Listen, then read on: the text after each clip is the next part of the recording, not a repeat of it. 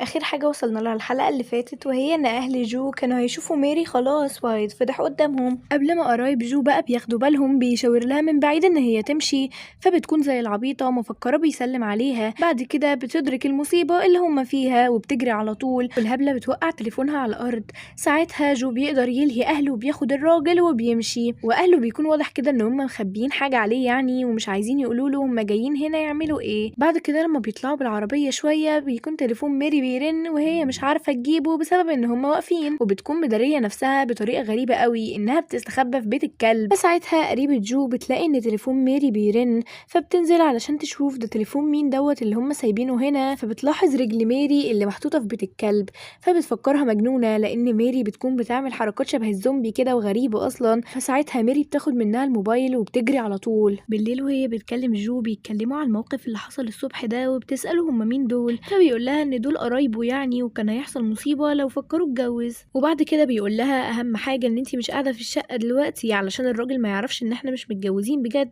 فبتقول له طبعا عيب عليك، هو احنا هنخيب ولا ايه؟ وهي اصلا بتكلمه وهي في الشقة لانها اتطردت طبعا من بيتها. بنيجي بعد كده لجدة جو وهي قاعدة مع الدكتورة اللي بتعالجها دي اللي جو يعرفها. فجدة جو بتقول لها انت كبرتي قوي وبقيتي دكتورة كويسة وبقيتي حلوة كمان. فباباها بيقول لها ايوه وكمان مستعدة للجواز. فساعتها باباها بيقول لجدة جو ان اللي في بالها هو حفيدها جو بالظبط. فالجدة بتتصدم قوي بتقول لها هو انت لسه بتحبيه كل ده؟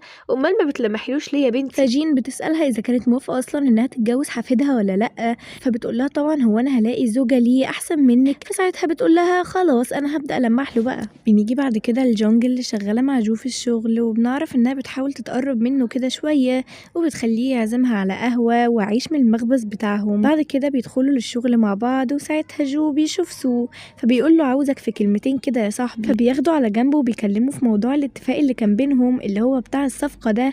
فبيقول له ها معرفتش الاخبار ولا ايه ان الصفقة نجحت وخلاص الشركة بتاعة التصميم وافقت. فساعتها سو بيسأله اذا كان يعرف صاحبة الشركة بتاعة التصميم، فبيتوتر قوي لانه يعرف ميري فعلا، بس بيرد عليه وبيقول له هو انت عاوز تطلع اي عيب وخلاص علشان انا ناجح وقدرت اعمل الصفقة، ومش بيفهمه على حاجة في الصفقة وبيسيبه وبيمشي. بنيجي بعد كده لعم جو في الشغل اللي بيكون قاعد مع واحد وبيقول له عن شركة بيتعاونوا معاها علشان يدخلوهم السوق الامريكي، وهم بيدفعوا لها جزء كبير من اموال الاستشارات يعني، والجزء دوت علشان يبنوا مصنع امريكي كده. بس واضح ان شركة اسمها جي بتستولي على جزء كبير جدا من الفلوس ديت. فساعتها عم جو بيقول له يخلي الموضوع ده دلوقتي سري جدا وما يعرفش حد بيه. بنيجي بعد كده لميري اللي بتكون ماشية في الشارع ومش عارفة تعمل ايه لانها مش لاقية مكان تقعد فيه بعد ما جو قال لها ما تقعدش في الشقة اللي هم كسبوها. وبتكلم صاحبتها علشان تروح تقعد عندها، بتلاقي ان صاحبتها دي دخلت الجيش عشان تبقى ضابط، فطبعا كده مش هتعرف تقعد عندها لانها انتقلت من البيت بتاعها. وعلشان حظها حلو او وحش مش عارفة كده يعتبر ايه، بتلاقي اعلان قدامها عن فندق رخيص كده تقدر تقعد فيه من غير ما تدفع مقدم حتى. فبتروح الفندق ده وبتدخله وبتلاقيه غريب جدا وفي حاجات غريبة وشكله معفن يعني، وبتلاقي ناس شاربة والباب مش بيفتح. ولما بتدخل الأوضة بتقول ما اعتقدش اني اقدر استحمل اقعد هنا 3 شهور، بس بتحاول تصبر نفسها وبتنام لحد تاني يوم الصبح وبيروح عليها نومة كمان لانها بتصحى الساعة 9 وواضح ان كان عندها ميعاد قبل كده. فبتقوم بسرعة بتحاول تلبس وبتعمل كل حاجة بسرعة، وبيكون عندها شغل مع دكتور انها تسلم له أغلفة للأدوية بتاعته. ولما بتخرج من عند الدكتور ده بتلاقي الدكتورة جين اللي عالجتها المرة اللي فاتت، وساعتها بتاخدها علشان يتكلموا مع بعض شوية بخصوص موضوع عن جو. فبتسألها إذا كانت قابلته تاني بعد آخر مرة، فبتقول لها أصل جو قال لي حاجة غريبة قوي عنك إن انتي طلبتي تتجوزيه. فساعتها ميري بتتصدم قوي إن جو قال لها حاجة زي دي، وبتقول لها لا لا ده أنا كنت بهزر ومفيش حاجة من الكلام ده. وبعد ما بتمشي من عندها بتكون متضايقة قوي إن هو قال لها حاجة زي دي. في نفس اليوم ده بقى ميري كان عندها ميعاد في شركة جو، فبتروح فعلا وبتقدم لهم العرض بتاع تصميم الغلاف وبيعجبهم كلهم جدا. ولما بيجوا يمشوا في واحدة منهم بتعرض على ميري ان هي تتعشى معاهم النهاردة، ففعلا بيروحوا بالليل علشان يتعشوا كلهم سوا. وفي العشاء بيكون باين كده ان جونج معجبة بجو او حاجة لانها بتسأله اذا كان مرتبط ولا لا، لكنه بيقول لها ان هو مش مرتبط. وبعد كده واحد منهم بيتكلم ان هو نفسه يتجوز قوي بس معهوش شقة ولا اي حاجة. فبيتكلموا عن مسابقة بيوتي اللي بتكسب شقق اللي هم الابطال اصلا دخلوا فيها. ولما بتكون الست هتطلع معلومات عن المسابقة جو بيلهيها بسرعة وبياخد الموبايل وبيقعد فوقه. بعد كده بقى صاحبهم اللي نفسه يتجوز دوت بيطلع المعلومات عن المسابقة وبيلاقي صورتهم هم نازلين،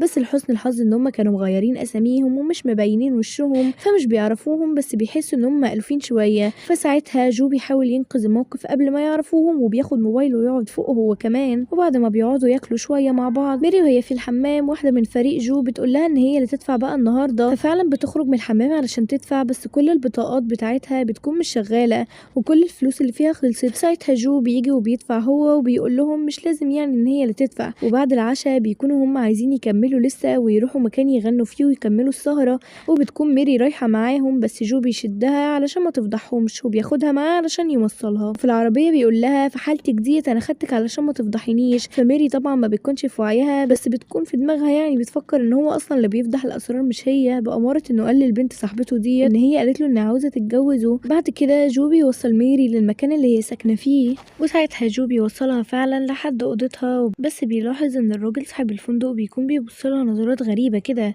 فبيغطيها وبينزل. ولما بينزل بيكتشف ان هو نسى مفتاح العربيه بتاعته، فبيرن عليها علشان يشوف المفتاح اذا كان عندها ولا لا، فبيلاقيها بتصوت في الموبايل، وهو اصلا كان شاكك في الراجل صاحب الفندق ده، فبيفكر انه عمل لها حاجه، فبيطلع بسرعه جري علشان يلحقها، وبيلاقي باب اوضتها مفتوح. ولما بيطلع بيلاقي ان الراجل دوت ماسك رجلها كده فبيضربه. فساعتها ميري بتصوت وبتقول له ضربته ليه ومش عارفه ايه، وبيفهم منها يعني ان هي زرقت الاندومي على رجليها، فالراجل ده كان بيحط لها يعني مسكن علشان رجليها اتحرقت. فساعتها بيعتذر للراجل، والراجل بيرجع لها بقيه فلوسها وبتمشي من الفندق. لما بيخرجوا بقى جو بيسالها هي ليه مسترخصه وقاعده في فندق زي ده، فبتقول له انها قاعده هنا علشان مش معاها فلوس ولسه البيت متباعش بسبب موضوع ال3 شهور ده. وفي نص كلامهم اصلا ما بتكونش قادره تمشي بسبب ان رجلها اتحرقت، فبيقعدوا كده عند ملاهي اطفال وبتبدا تحط مرهم على رجلها. بعد كده جو بيسال ميري اذا كان عندها مكان تبات فيه او حد من صحابها حتى، فبتقول له انها ما عندهاش اي مكان وممكن تبات بس النهارده في الشغل. فبيقول لها ما فيش الكلام ده، وبياخد شنطتها وبيقول لها تعالي ورايا، وساعتها بيوديها للبيت اللي هم كسبوه، وبيقول لها تقعد هنا بس بشرط ان هي ما تعملش دوشه او تحسس جارهم دوت ان هي عايشه هنا علشان ما يكشفهمش يعني. فبتقول له عيب عليك، ده انا هقعد هنا ولا كاني فار. بعد كده بنيجي لعم جو مع الراجل اللي اسمه كودا اللي شغال معاهم في الشركه، وقال له عن اخبار السوق الامريكي، وساعتها بيديله مشروب كده وبيقول له المشروب ده هيديك طاقه وبتاع. والراجل لما بيركب العربيه وبيشرب المشروب وهو سايق بيكون تقريبا المشروب فيه منوم،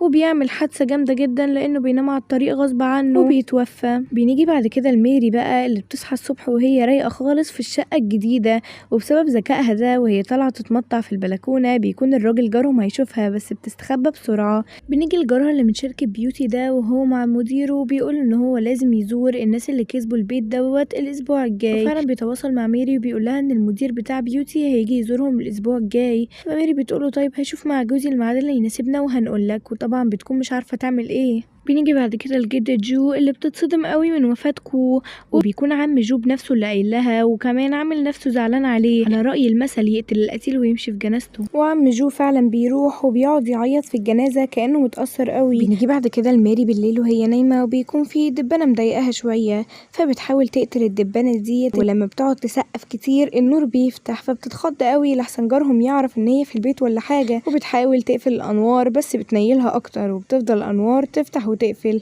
وساعتها جارهم اصلا بيكون راجع من الشغل وبيشوف الانوار منوره، فبيكون عاوز يخبط عليها علشان يشوف موضوع الزياره ده، وهي اول ما بتشوفه من هنا بتتخض على طول وبتطلع وبتاخد ورق الزياره منه فعلا علشان يشوفوا يحددوا ميعاد ايه، وبتساله على موضوع النور دوت ان هي عايزه تصلحه، فبيفهمها ان دوت استشعار للصوت يعني، ولما تسقف النور هيتفتح. وقبل ما يمشي بيسالها اذا كان جوزها مش عايش هنا، لان هو ولا شاف جزمه ليه ولا عربيته ولا هدومه ولا بيشوفه حتى في البيت، فبتقول له ان هو مشغول شويه بس، وان هي مطلعتش هدومه من ساعه ما نقلوا لهنا، فعلشان كده مش هيلاقي هدومه، بس الاسبوع الجاي يعني او قريب هيطلعوا هدومه وهيلاقيها عادي، وبيحددوا ميعاد الزياره خلاص بتاعه الاسبوع الجاي. بعد ما بيمشي بقى ميري بيتكلم جو بتقوله على كل اللي حصل، وبتقوله ان هو لو عنده هدوم قديمه وجزم يبعتها لها علشان لازم الراجل ما يشكش، وبتقوله كمان على الزياره بتاعه الاسبوع الجاي وشكله كده هيحضر الزياره دي. بنشوف بعد كده جو ببدله فرح وميري بتطلع بفستان فرح هي كمان، وساعتها جو بينبهر بجمالها كأنه أول مرة يشوفها، ومشاهد المسلسلات الرومانسي اللي احنا عارفينها دي، وبيكونوا هيتصوروا صورة علشان يعلقوها على الحيطة في بيتهم يعني علشان المصداقية لما الراجل يجي يزورهم، بيتصوروا الصور وبيكونوا قريبين قوي لبعض، وقلبهم هما الاتنين بيكون هينط من مكانه من كتر ما هما شكلهم بدأوا يعجبوا ببعض. المصيبة بقى اللي ما كناش عاملين حسابها ان جونج اللي مع جو في الشغل بتطلع بتتصور مع صحابها في المكان ده، وجو هو طالع جونج بتشوفه فبيتصدم قوي وبيجري منها، فبيشد ميري كمان جوه الأوضة علشان يستخبوا من جونج. وساعتها وساعتها جونج بتخش عليهم، فجو بيقول لميري ان هو اسف على اللي هيعمله ده وبيقرب منها علشان ما يبانش وشه. وساعتها ميري بتتصدم قوي بس مش بتلحق تكمل صدمتها لان جونج بتكون خلاص بتنده لجو، فميري بتقرب عليه هي كمان. وبتخلص الحلقة على كده. لو عجبكم الفيديو ما تنسوش تعملوا لايك وشير وسبسكرايب، وان شاء الله هنزل لكم الحلقة الرابعة بكرة.